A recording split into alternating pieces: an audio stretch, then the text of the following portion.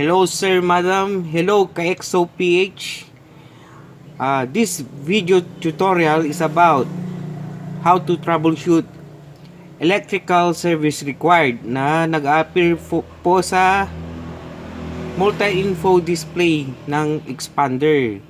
Pag nakita nyo po yon, ang gagawin lang po natin ay bubuksan natin yung nasa cover ng fuse box.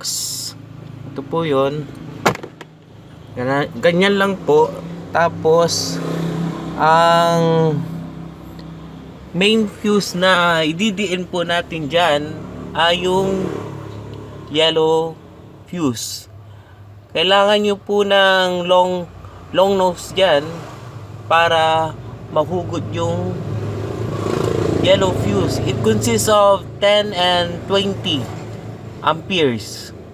So, yan po yung ididiin natin pag mayroong nag-appear na electrical service required. Pero pag ganun pa rin, it might be yung mga wires doon na nasa taas, yung mga naka-connect dyan, kailangan nyo idiin lang po yan para mag-tighten yung, baka naglulus lang yung mga sinaksak na wires.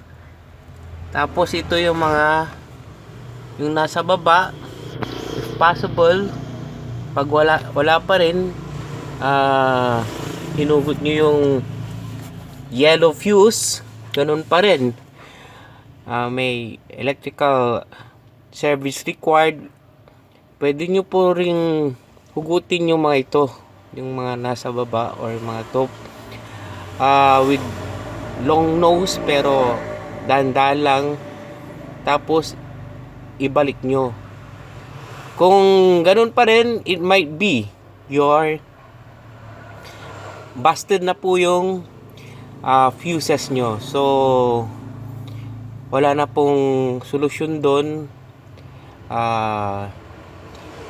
Ikuan na lang sa kasa. Drive nyo na lang sa kasa. So yun lang ang kung paano i-solve yung paano i-troubleshoot yung electrical service required na nag-appear sa multi-info display ng Xpander. Yun lang pong yellow fuse dyan. Yan po yung pinaka-importante na hugutin po natin ng long nose na or yung pliers na long nose. Tapos ibalik nyo ulit, idiin nyo.